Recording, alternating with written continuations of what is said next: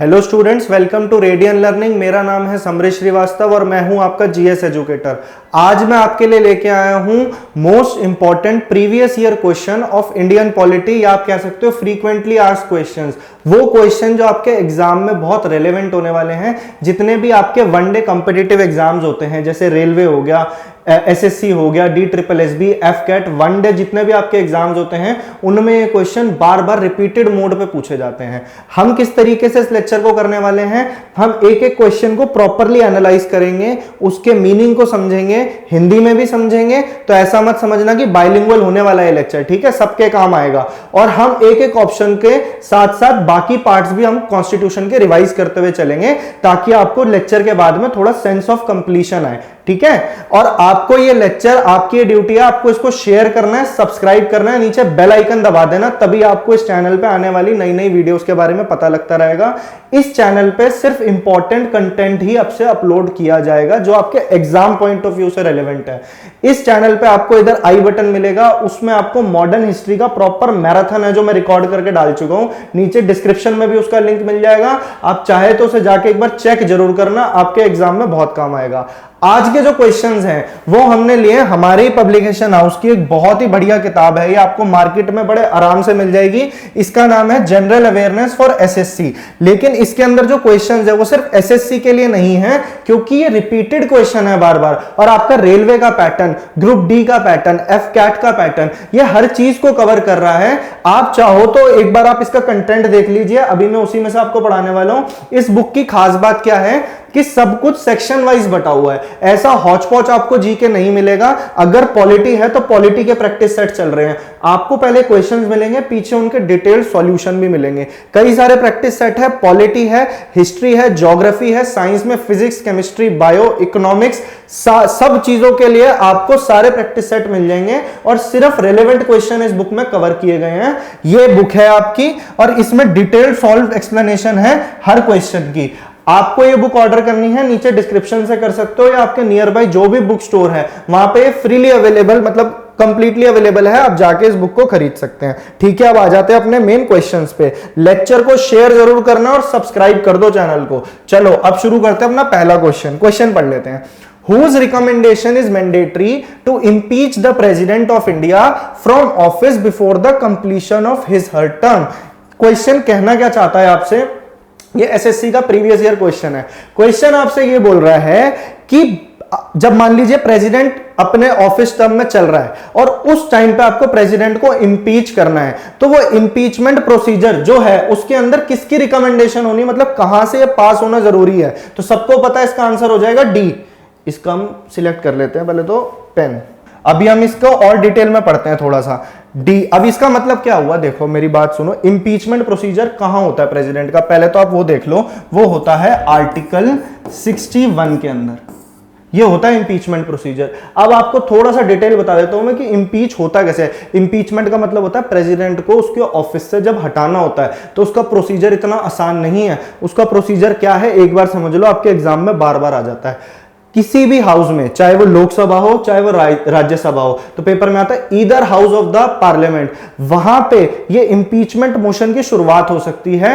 लेकिन उससे पहले आपको 14 डे का प्रायर नोटिस भेजना पड़ेगा प्रेसिडेंट को, और उस पे 1/4 मेंबर, जिस हाउस में ये मोशन इनिशिएट हुआ है, यानी 25% लोगों का सिग्नेचर होना जरूरी है। उसके बाद ही रेजोल्यूशन को वोटिंग पे डाला जाएगा, और फिर दोनों हाउसेस से, जिस हाउस में इनिशिएट हुआ है, मान लीजिए लोकसभा में हुआ है, तो वहां से 2/3 मेजोरिटी इसको पास करे, इसको स्पेशल मेजोरिटी बोला जाता है। और फिर राज्यसभा से भी 2/3 मेजोरिटी जब इस पे अपने हस्ताक्षर देगी, उसके बाद ही प्रेसिडेंट स्टैंड्स टू बी इंपीच्ड, उसके बाद ही प्रेसिडेंट को हटाया जा सकता है। देख रहे हो कितना कॉम्प्लेक्स प्रोसीजर है, प्रेसिडेंट को हटाना इतना आसान नहीं है। ये 66.66% लोगों का वहां पे वोटिंग देना जरूरी है, तभी ये काम आपका होगा। तो आपने पढ़ लिया, आर्टिकल 61 में आता है हमारा impeachment procedure of the president. अब देख लेते हैं प्राइम मिनिस्टर किस में आता है। देखिए, prime minister and council of minister to aid and advise the president, मतलब प्रेसिडेंट जो भी एक्शन लेगा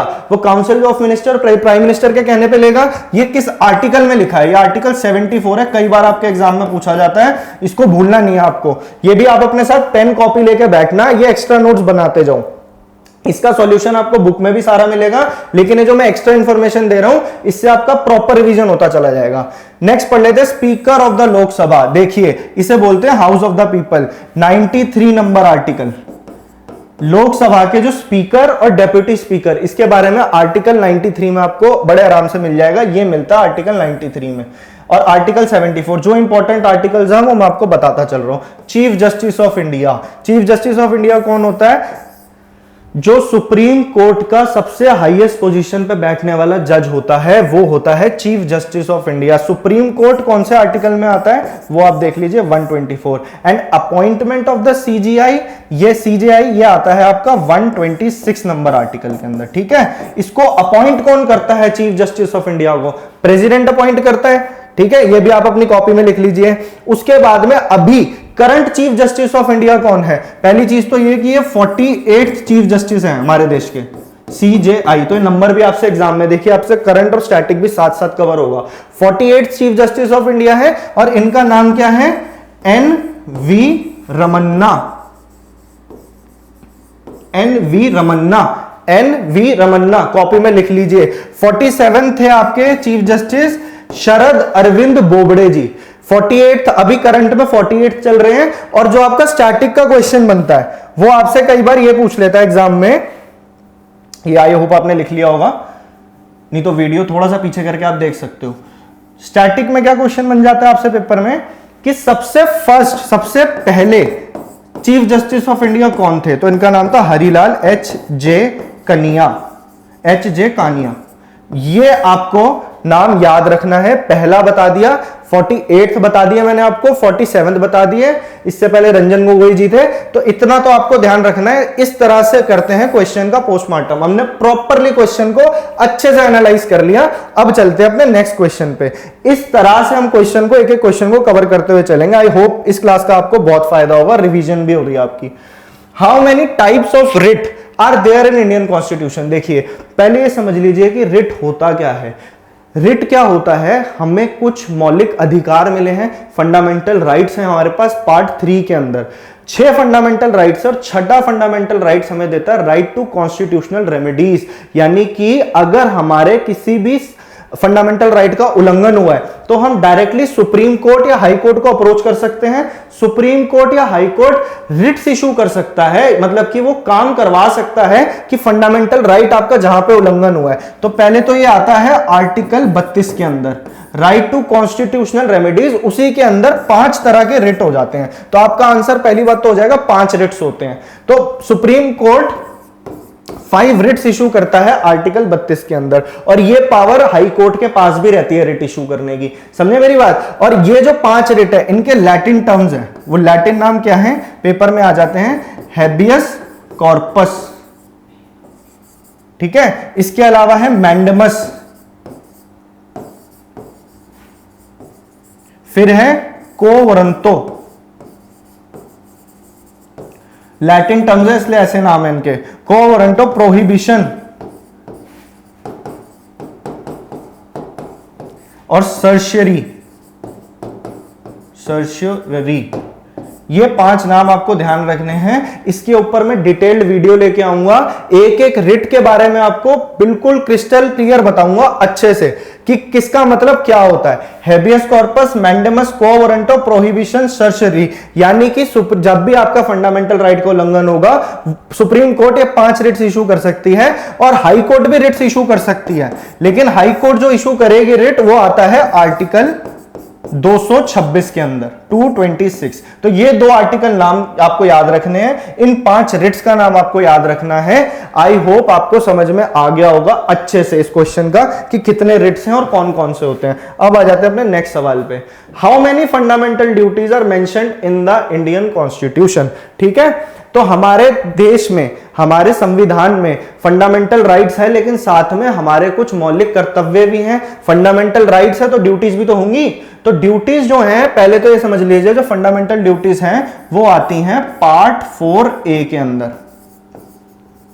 पॉलिटी से मैं कई 2 वीडियोस ऑलरेडी बना चुका हूं जो आपके एग्जाम पॉइंट ऑफ व्यू से इंपॉर्टेंट है, वो भी आपको नीचे डिस्क्रिप्शन में मिल जाएगी, जाके देखना चाहते हो देख लो। ज्यादा लंबी वीडियो नहीं है, हम सिर्फ काम का कंटेंट आप तक लेके आते हैं, क्योंकि हमारा गोल है एग्जाम को क्रैक करना। हमने पीएचडी कोई करनी है इसके अंदर, हमने एक एक चीज को अच्छे से डिस्कस करा है आपके लिए।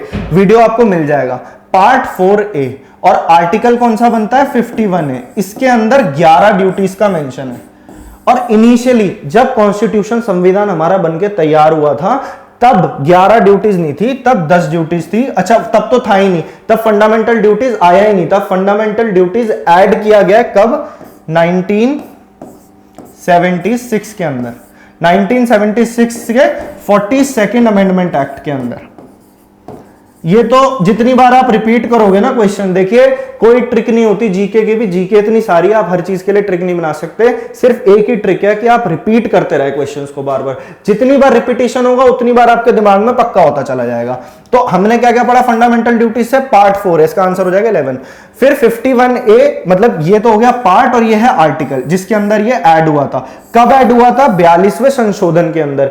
इसे क्या बोला गया है? मिनी कॉन्स्टिट्यूशन, क्योंकि इस संशोधन में बहुत सारी चीजें ऐड करी गई थी, इसलिए ये अपने आप में छोटा कॉन्स्टिट्यूशन बन जाता है। अब 42nd अमेंडमेंट आई 1976 में, ये ईयर भी आपको ध्यान रखना है। ये किसकी रिकमेंडेशन पे फंडामेंटल ड्यूटीज हमारे संविधान में आई थी? वो स्वर्ण सिंह कमेटी थी। स्वर्ण सिंह कमेटी। प्रोनाउंसिएशन क्लियर है? हैंडराइटिंग ना समझ में आए तो वो वैसे इजी लिखा है मैंने, आपको समझ में आएगा। स्वर्ण सिंह कमेटी हो गया। और ये क्वेश्चन भी आपके एग्जाम में आता है कि फंडामेंटल ड्यूटीज जो हैं हमने ली कौन से देश से हैं, तो ये आइडिया जो है ये हमने लिया यूएसएसआर के संविधान से। तो फंडामेंटल ड्यूटीज से जो जो क्वेश्चन बन सकते थे एग्जाम पॉइंट ऑफ व्यू से, वो मैंने यहां कवर करवा दिया है। आई होप आपको समझ में आ गया होगा। अब बढ़ते हैं अपने नेक्स्ट क्वेश्चन पे। ये सारे क्वेश्चन उस बुक से ही हैं, उस बुक में आपको सारे सवाल मिल जाएंगे। देख रहे हो आप, रेलेवेंट क्वेश्चन है यहाँ पे, कुछ भी फालतू का नहीं मिलेगा आपको। Part 4 of constitution of India deals with which of the following. ठीक है जी, तो हम सबके पार्ट्स कर लेते हैं। ऑप्शन तो दे ही रखे हैं हमें, कौन से पार्ट के अंदर है। अभी हमारे संविधान में कितने पार्ट्स हैं? 25। पहले जब संविधान बना था तब कितने थे? 22। और शेड्यूल कितने थे? 8। आर्टिकल कितने थे? आर्टिकल थे 395। ठीक है, 22 पार्ट थे, 8 शेड्यूल थे। अभी 25 पार्ट है, आर्टिकल 450 से पार है, और शेड्यूल कितने हैं? 12। अलग से वीडियो लेके आऊंगा जिसमें सारे इंपॉर्टेंट शेड्यूल्स, मतलब शेड्यूल तो सारी इंपॉर्टेंट है, 12 के 12 शेड्यूल कवर करेंगे हम। पार्ट्स कौन कौन से इंपॉर्टेंट है देखो, सारे याद होना हो, शुरू के 6 और आखिरी के एक पार्ट 18, पार्ट 22, ये सारे आपको ध्यान रखने हैं। जो जो इंपॉर्टेंट है वो मैं आपको अच्छे से करा दूंगा। तो अभी है पार्ट 25, और अब देख लेते हैं कौन सा टॉपिक कौन से पार्ट के अंदर आता है। पार्ट का मतलब समझिए चैप्टर्स, बुक ही तो है कॉन्स्टिट्यूशन, तो उस हिसाब से आप समझ लीजिए। द यूनियन आता है पार्ट 5 में, स्टेट्स आता है 6 में, fundamental rights most repeated question है, मोस्ट। हर बार आपको अगर बहुत सारी शिफ्ट्स हैं एग्जाम की, तो किसी ना किसी शिफ्ट में ये वाला क्वेश्चन आपको मिल ही जाता है। सॉरी, ठीक है। उसके बाद में उसने क्या पूछा? पार्ट 4 पूछा, तो आपका आंसर डी है, ये मत कर देना सी। आंसर हो जाएगा आपका D. Directive principles of state policy, ये आता है हमारा पार्ट 4 के अंदर। पार्ट 4 है, अभी 1 मिनट पहले मैंने आपको बताया था फंडामेंटल ड्यूटीज। पार्ट 5 बता दिया, पार्ट 6 बता दिया। Directive principles of state policy आपका हो गया है। ये हमने लिया कौन से देश से हैं? सारे रिपीटेड क्वेश्चन हैं, आयरलैंड से। आयरलैंड से और क्या क्या लिया है इसके ऊपर भी मैं वीडियो बना चुका हूं, different sources of Indian constitution करके। बड़ा अच्छा वीडियो है, आप एक बार जाकर चेक करो। और उसके अंदर भी मैं ऐसे एक्स्ट्रा इंफॉर्मेशन आपको देता हुआ चल रहा हूं। तो ऐसा नहीं है कि जो टॉपिक मैंने बोला है खाली वही कवर हो रहा है, उसके अलावा एग्जाम पॉइंट ऑफ व्यू से जो भी चीजें इंपॉर्टेंट बनती है मैं सब कवर करता हुआ चलूंगा आपके लिए। ठीक है, अब चलते अपने नेक्स्ट क्वेश्चन पे। क्वेश्चन पढ़ लो एक बार। In the Indian Constitution, the method of election of president has been taken from which country? तो वही आ गया। अब क्या मतलब हुआ पहले तो ये देख लिया, क्वेश्चन का मतलब समझ लीजिए। जो हमारे राष्ट्रपति हैं, प्रेसिडेंट हैं, उनको किस तरीके से इलेक्ट किया जाएगा, ये जो मेथड है, प्रोसेस ऑफ इलेक्शन है, ये हमने कहां से लिया है, ये हमने किस देश से लिया है। पहले तो आप ये समझ लो, process of election of president ये आता कौन से आर्टिकल में, 55 में आता है, 55 आर्टिकल 55 ये आता है method of election of president. ये हमने लिया कौन से देश से, ये सवाल आपका है, ये हमने लिया है आयरलैंड से। सेम, अब आयरलैंड से हमने तीन चीजें ली हैं, क्या क्या लिया है, एक तो directive principles of state policy, बहुत बार रिपीटेड है, प्रेसिडेंट किस तरीके से इलेक्टेड होगा वो हमने लिया आयरलैंड से, और प्रेसिडेंट के पास एक पावर होती है कि वो राज्यसभा में 12 मेंबर्स को नॉमिनेट कर सकता है, ये वाला प्रोविजन भी हमने आयरलैंड से ही लिया है। आई होप आपको इतना क्लियर होगा। आर्टिकल 55 में आता है method of election of president. Australia से हमने क्या लिया है, कॉन्करेंट लिस्ट। हमारे संविधान में 7th शेड्यूल के अंदर 3 लिस्ट का मेंशन है, यूनियन, स्टेट और कंकरेंट। उसमें से जो कंकरेंट लिस्ट का आइडिया है ये हमने ऑस्ट्रेलिया से लिया है। यूएसए से तो हमने ढेरों चीजें ली हैं, जहां भी आपको वर्ड जुडिशरी दिख जाए, इंडिपेंडेंस ऑफ जुडिशरी, उसके अलावा आपका जो हो जाता है जुडिशियल रिव्यू, ठीक है, removal of supreme court and high court जजेस, प्रीएम्बल, फंडामेंटल राइट्स, ये सब हमने यूएसए से लिया है। और ब्रिटेन से जहां भी वर्ड लॉ यूज हो जाए, rule of law, parliamentary system, by cameral legislature, legislature से जो रिलेटेड है वो हमने ब्रिटेन से लिया है। इस पे हम ज्यादा टाइम नहीं लगाएंगे क्योंकि इसके लिए ऑलरेडी लेक्चर आपका कवर है, आप नीचे जाके डिस्क्रिप्शन पे चेक कर लेना, बहुत सारी इंफॉर्मेशन उसके अंदर दे रखी मैंने आपको। Who administers the oath of office of the president of India. देखिए, प्रेसिडेंट का शपथ ग्रहण कौन करवाता है, सवाल ये है आपसे, और ये करवाता कौन है, ये है article 126 CJI, chief justice of India. ये करते हैं प्रेसिडेंट का ओथ दिलवाते हैं। ये जो ओथ जो भी है ना, जो ओथ और एफर्मेशंस हैं, वो हमारी कौन से शेड्यूल में आती हैं, ये आती हैं शेड्यूल नंबर 3 के अंदर। 12 शेड्यूल्स है, सारे बताऊंगा, अभी आप क्वेश्चन से रेलेवेंट इंफॉर्मेशन ले लो। शेड्यूल 3 के अंदर आता है जहां पे लिखा है कौन से इंपॉर्टेंट डिग्निटरी, चाहे प्राइम मिनिस्टर हो, प्रेसिडेंट हो, गवर्नर हो, वो सब अपनी जो भी शपथ ग्रहण है वो किसके सामने लेंगे और किसकी मौजूदगी में लेंगे। तो ये हो गया आपका आंसर, यानी कि इसका आंसर हो जाएगा B, chief justice of India. Governor general of India ये पोस्ट अब रही नहीं आफ्टर इंडिपेंडेंस।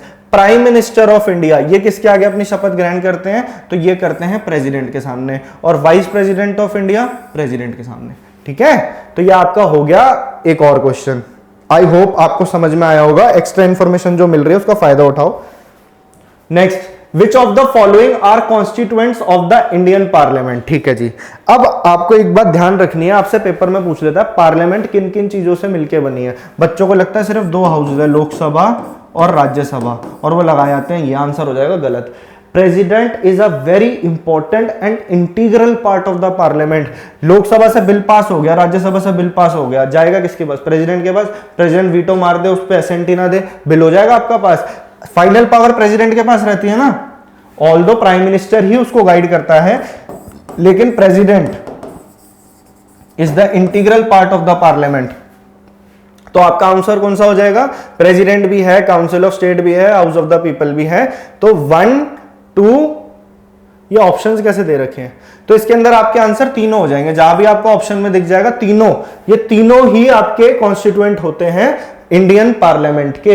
इंडियन पार्लियामेंट में तीनों चीजें होती है। इनसे रिलेटेड आर्टिकल आपको ध्यान रखना है, प्रेसिडेंट का 52, राज्यसभा का 80, लोकसभा का 81 और पार्लियामेंट का 79। ये नंबर्स याद रखने जरूरी है भाई।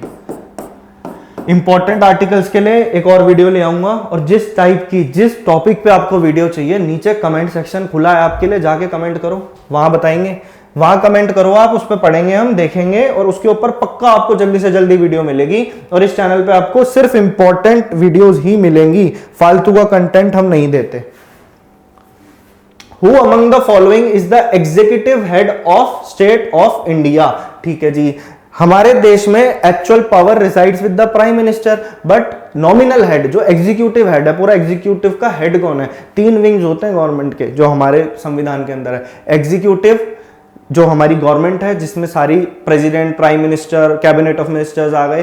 फिर आता है लेजिस्लेचर जिसके अंदर हमारे कानून बनते हैं, पार्लियामेंट, और जुडिशरी अपने आप में इंडिपेंडेंट है, जो आपका जुडिशरी वाला supreme court, high court, subordinate court, आपके डिस्ट्रिक्ट कोर्ट, सेशन कोर्ट्स, वो सब आ गए। ठीक है, तो अब आपसे पूछ रहा है एग्जीक्यूटिव हेड किन्हें माना जाता है, तो वो प्रेसिडेंट है। सिंपल है, प्रेसिडेंट अभी बताया था आर्टिकल 52, जहां मौका मिले रिवाइज कर डालो, आपका प्रॉब्लम सॉल्व। प्राइम मिनिस्टर से रिलेटेड 74 याद रखना, ये दोनों ब्यूरोक्रेटिक पोस्ट है, ये इलेक्ट नहीं होते। ऐसे कैबिनेट सेक्रेटरी और फाइनेंस सेक्रेटरी बहुत हाई लेवल की ब्यूरोक्रेटिक पोस्ट है। नेक्स्ट क्वेश्चन पे अब हम आ जाते हैं, क्वेश्चन पढ़ लो भाई। Who among the following was not a member of the drafting committee of the Indian Constitution? Very important question, very important question। इसको मैंने डिटेल में डिस्कस करा है, आपकी जो फ्रेमिंग ऑफ इंडियन कॉन्स्टिट्यूशन वाली वीडियो मैंने डाली है वो जाके देख लेना। अभी भी मैं आपको बता देता हूं, अब आए हैं तो इसको भी कर ही लेते हैं। ड्राफ्टिंग कमेटी, देखो संविधान बनाने के लिए 13 मेजर कमिटीज को अपॉइंट किया गया था, उसमें से सबसे इंपॉर्टेंट है ड्राफ्टिंग कमेटी। अब अगर वो ऐसे क्वेश्चन पूछने लग गया एग्जाम में कि कौन इसका मेंबर था कौन नहीं था, तो उसके लिए आपको सारे मेंबर्स के नाम तो पता होने चाहिए ना। ड्राफ्टिंग कमेटी में 7 मेंबर्स थे। चेयरमैन कौन थे, सबको पता होगा, BR अंबेडकर जी। अब बाकी के 6 मेंबर्स के नाम वो आपको याद करने पड़ेंगे, वो मैं लिखवा देता हूं, वो आपको अपनी कॉपी में लिख लीजिए। N गोपाल स्वामी अयंगर, अलाडी कृष्ण स्वामी अय्यर। शॉर्ट फॉर्म लिख रहा हूं, आप खाली नाम को एक बार देख लोगे, आपके दिमाग में एक चित्र सा बन जाएगा कि पेपर में ऑप्शन आएंगे तो आप बता दोगे कि कौन सा है कौन सा नहीं है। Third very important figure, KM Munshi ji. Fourth member कौन होंगे, सैयद मोहम्मद सादुल्ला। फिफ्थ N माधव राव, और आखिरी T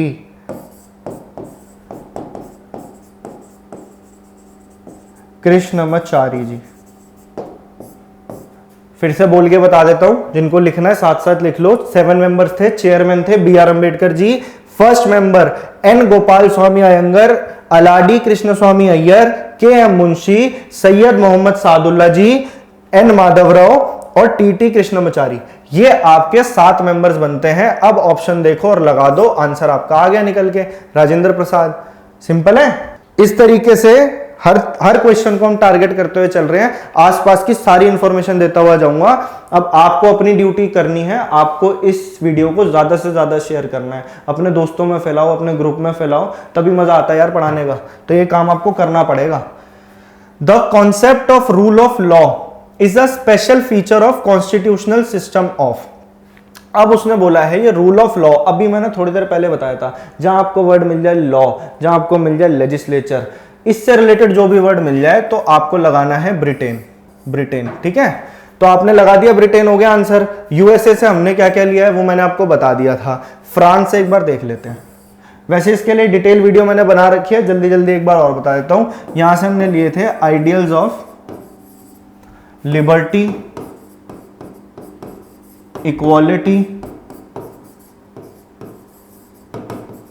और फ्रेटर्निटी। ठीक है, इसके अलावा हमने यहां से रिपब्लिकन सिस्टम लिया था कि हमारा जो भी टॉप मोस्ट हेड होगा, जैसे प्रेसिडेंट है, वो इलेक्टेड होगा और एक पर्टिकुलर टाइम के लिए होगा। रिपब्लिकन सिस्टम, ये 2 चीजें हमने फ्रेंच कॉन्स्टिट्यूशन से ली हैं। ये बात आपको ध्यान रखनी है। रूल ऑफ लॉ कहां का फीचर था, ब्रिटेन का।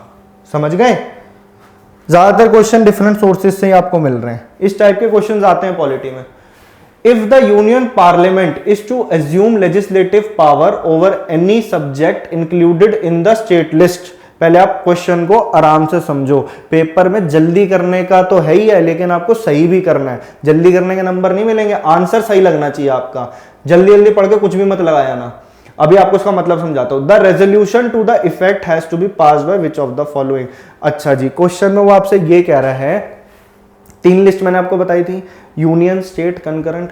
स्टेट लिस्ट के अंदर अब कोई मैटर है वो स्टेट गवर्नमेंट देखेगी, लेकिन अगर यूनियन गवर्नमेंट उस मैटर पे लॉ बनाना चाहती है, उस पर्टिकुलर सब्जेक्ट पे अगर यूनियन पार्लियामेंट लॉ बनाना चाहती है, तो उसके लिए एक प्रोसीजर है। वो क्या है कि राज्यसभा को इसको पास करना पड़ेगा। राज्यसभा राज्यों की सभा, स्टेट से रिलेटेड है, ठीक है। तो इसकी इसमें डिस्क्रिशनरी पावर आ जाती है। डिस्क्रिशनरी बोले तो जिसमें इसकी अपनी मर्जी चलती है। बाकी सारे मैटर्स में तो लोकसभा ही ज्यादा पावरफुल है, क्योंकि वहां हम बंदे डायरेक्टली इलेक्ट करके भेजते हैं, लोकसभा इलेक्शन होते हैं, राज्यसभा में हम डायरेक्टली इलेक्ट नहीं करते हैं। तो डेमोक्रेसी के अंदर ज्यादा पावर लोकसभा के पास होती है, लेकिन राज्यसभा के पास कुछ चीजों को लेकर के अपनी डिस्क्रिशनरी पावर्स भी हैं। जैसे कि ये हो गई कि अगर स्टेट लिस्ट में से कोई उनको सब्जेक्ट पे लॉ बनाना है, तो पहले वो वाला बिल राज्यसभा में पास होगा तभी बन सकता है। जो यूपीएससी हो गया आपके, उसके जो मेंबर्स हो गए, ऑल इंडिया सर्विसेज, उससे रिलेटेड भी पावर राज्यसभा के पास रहती है। नेक्स्ट पे आ जाते हैं। Who describe the government of India act 1935 as the new charter of bondage, मतलब गुलामी का एक नया फरमान। ऐसा किसने कहा था गवर्नमेंट ऑफ इंडिया एक्ट 1935 को? किसने कहा था? तो ये आपका आंसर बन जाएगा पंडित जी, Pandit Jawaharlal Nehru ji. Government of India act आई 1935 के अंदर। अब तक कांग्रेस में ये आवाजें उठ रही थी कि अब तो हमें पूर्ण स्वराज लेकर के रहना है, लेकिन इस एक्ट के बाद में दोबारा से वो वाली चीजें आ गई कि जो फाइनल पावर है वो ब्रिटिशर्स के पास ही रहती थी। इस एक्ट का हमारे संविधान पे बहुत बड़ा प्रभाव है। ये मैंने आपको अपनी वीडियो में बताया, ब्लूप्रिंट ऑफ इंडियन कॉन्स्टिट्यूशन भी इसे कहा जाता है। तो इस पे अब ज्यादा टाइम वेस्ट नहीं करेंगे, ये सीधा फैक्चुअल क्वेश्चन आपको ध्यान रखना है। पंडित जवाहरलाल नेहरू जी ने इसे चार्टर ऑफ बॉन्डेज कहा था। चैनल से जुड़ के रहोगे तो सारी इंफॉर्मेशन मिलती रहेगी, ये काम आपको करना है। The name of the upper house of the Indian parliament is 2 houses होते हैं, upper house, lower house, Lok Sabha और राज्यसभा। लोकसभा बोले तो लोअर हाउस और अपर हाउस बोले तो राज्यसभा। खत्म हो गया question. Upper house of the Indian parliament Rajya Sabha, समझ गए। और लोकसभा इसमें है नहीं, लेजिस्लेटिव असेंबली स्टेट में होती है, ये सब बाहर यूएसए। तो राज्यसभा हो गया। राज्यसभा का भी आर्टिकल बताया था, फिर रिवाइज कर लेते हैं। जितनी बार रिवाइज करोगे उतना बढ़िया है। 80, 81 लोकसभा, 79 क्या बताया था। अगली बार ना इंटरैक्टिव सेशन रखेंगे, थोड़ा आप चैनल को ग्रो करो तो फिर आपसे लाइव मिलेंगे और लाइव आपसे आपके साथ शेयर करेंगे चीजें, ठीक है। तो मुझे भी पता लगेगा वहां से क्या आ रहा है आपकी तरफ से। 79 हो जाएगा पार्लियामेंट, बता चुका हूं ये। चलते हैं अपने नेक्स्ट क्वेश्चन पे, थोड़े से और बच्चे कर लो। Which was described by doctor BR Ambedkar as the heart and soul of the constitution. चीजें फिर रिपीट हो रही हैं बार बार, बता चुका हूं। इसका आंसर हो जाएगा राइट टू कॉन्स्टिट्यूशनल रेमेडीज। कौन सा आर्टिकल था? Article number 32। इसे BR अम्बेडकर जी ने कहा था। सुप्रीम कोर्ट को पावर है रिट्स इशू करने की, हाई कोर्ट को पावर है आर्टिकल 32, आर्टिकल 226। दोबारा वीडियो देखना, जितनी बार देखोगे उतना बढ़िया आपका रिवाइज होता चला जाएगा, समझ गए। राइट टू इक्वालिटी कौन से आर्टिकल में आता है? आर्टिकल 14 से आर्टिकल 18 के बीच में। सारे बता दूंगा मैं आपको, अलग से हर टॉपिक की बढ़िया वीडियो लेकर के आऊंगा। मॉडर्न हिस्ट्री का जैसा मैराथन आया, अगर उस टाइप का आपको मैराथन चाहिए पॉलिटी के लिए या किसी और सब्जेक्ट के लिए, इकोनॉमिक्स है हमारे पास, बायोलॉजी है, जिसका भी मैराथन आपको चाहिए होगा, नीचे कमेंट सेक्शन में आपको जुड़ना पड़ेगा, उसके लिए आपको बताना पड़ेगा। राइट अगेंस्ट एक्सप्लॉयटेशन, तो राइट अगेंस्ट एक्सप्लॉयटेशन किसके अंदर आता है? Article 23, article 24। Right to freedom of religion 25 से 28। ये चीजें याद रखनी जरूरी है एग्जाम पॉइंट ऑफ व्यू से। रिवाइज हो रहा होगा आपका और मजा आ रहा है तो सेशन अभी तक लाइक हो जाना चाहिए। ये लेक्चर लाइक कर दो, शेयर कर दो। वो appoint secretary general of the Lok Sabha speaker. ये कोई इलेक्टेड पोजीशन नहीं है, जैसे उन्होंने बोला अपॉइंट है, और ये सबसे हाई ब्यूरोक्रेटिक पोजीशन में से आती है। इसकी वैल्यू उतनी ही होती है जितनी कैबिनेट सेक्रेटरी की होती है। तो ये एक एडमिनिस्ट्रेटिव पोजीशन है, ना कि कोई मतलब राजनीतिक पोजीशन नहीं है ये। नेक्स्ट पे आ जाते हैं। For the election of president of India a citizen should have completed the age of. ठीक है, एज से रिलेटेड वाला कंफ्यूजन रहता है बच्चों को, आज क्लियर कर देते हैं कि किस चीज के लिए कितनी एज चाहिए। देखो 25 साल होनी चाहिए लोकसभा का मेंबर बनने के लिए, और आप इससे प्रधानमंत्री भी बन सकते हो इस उम्र में। तो सोचो 25 साल का प्रधानमंत्री, पीएम। बन सकते हो, एलिजिबल हो जाते हो 30 इयर्स राज्यसभा का मेंबर बनने के लिए, 35 इयर्स प्रेसिडेंट बनने के लिए और वाइस प्रेसिडेंट बनने के लिए। इसको 30 साल को इस पे कंफ्यूज मत करना, 30 साल राज्यसभा का मेंबर बनने के लिए है, 25 साल लोकसभा का मेंबर बनने के लिए है, और लोकसभा का ही जो मेजॉरिटी में लीडर होता है वही प्राइम मिनिस्टर बनता है। तो अगर 25 साल का कोई मेंबर है और वो पीएम बनने के लिए एलिजिबल तो है ही है ना। तो अपने को एजेस पता लग गई 25, 30, 35। अपना क्वेश्चन क्या था, ये तो यूनिवर्सल एडल्ट सफरेज है, 18 साल में हम वोट डालने लायक हो जाते हैं। अमेंडमेंट 61 1989 वो भी बताऊंगा। Election of president of India, a citizen should have completed, अच्छा प्रेसिडेंट बनने के लिए बता दिया 35 साल होने चाहिए आप, ठीक है, समझ आ गई बात। Next question, universal adult franchise shows that India is a country which is, अभी वही बता रहा था मैं, यूनिवर्सल एडल्ट फ्रेंचाइज का मतलब होता है आपकी वोट डालने की एक तो लीगल एज, दूसरा आप वोट डालने के काबिल हो गए। हमारे देश में डेमोक्रेसी है, हम वोट डालते हैं, अपने रिप्रेजेंटेटिव को चुनते हैं और वो फिर हमारे लिए लॉज बनाते हैं।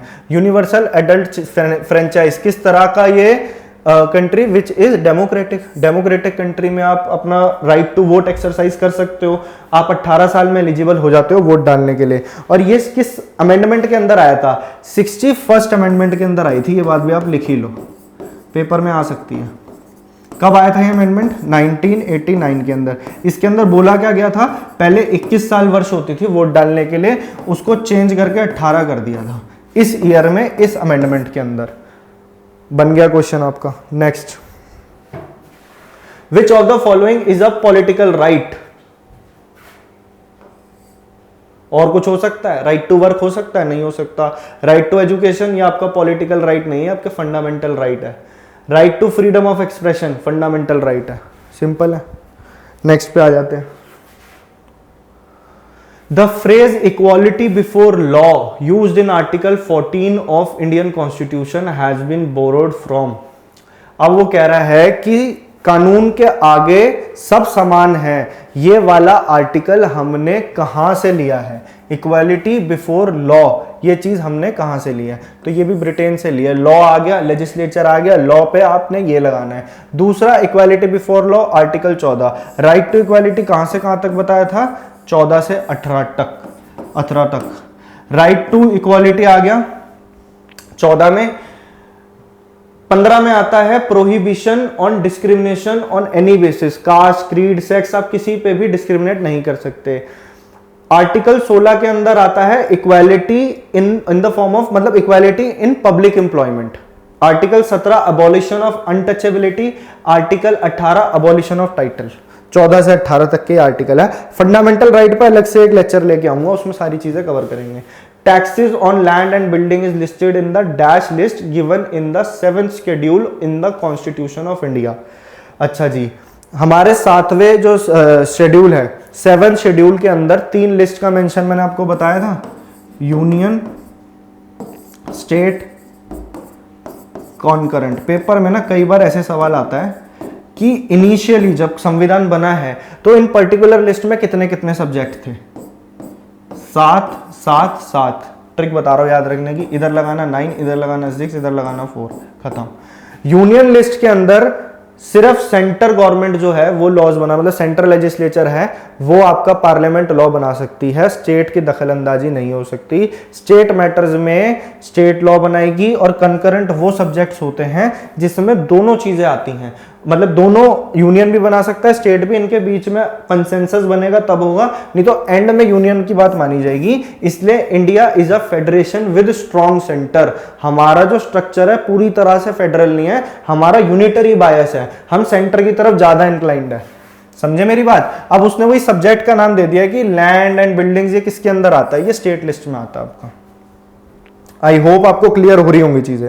नेक्स्ट क्वेश्चन पे आ जाते हैं।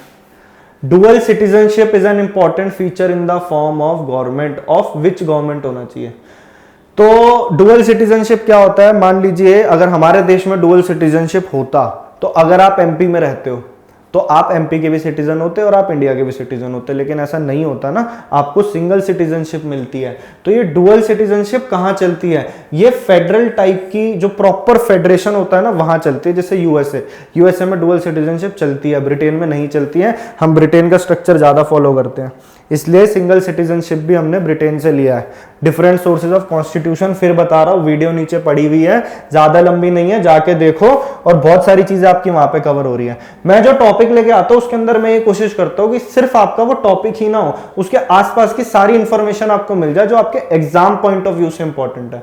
हमारा मेन मकसद है ज्यादा से ज्यादा आपको प्रीवियस ईयर क्वेश्चंस करा देना, समझ रहे हो? और ये बुक के अंदर ये सारे क्वेश्चंस आपको मिलेंगे, आपको बता दिया किस तरीके से लेनी है बुक, तो आप कर सकते हो। उसके वीडियो सॉल्यूशंस में आपको करा ही रहा हूं, वैसे वहां से आप प्रैक्टिस करते जाओ। अभी उसका अपडेटेड वर्जन भी आएगा, आप वो भी खरीद सकते हो।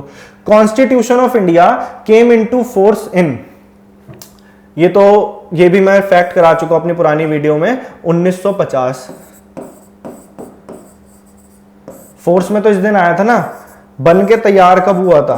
कॉन्स्टिट्यूशन डे पे 26 नवंबर 1949 को, लेकिन लागू हुआ है केम इनटू फोर्स 1950 में। अच्छा, यही डेट क्यों ली गई है? फिर से बता रहा हूं, 1930 के अंदर ये 19 है, ये 3 है और ये 0 है।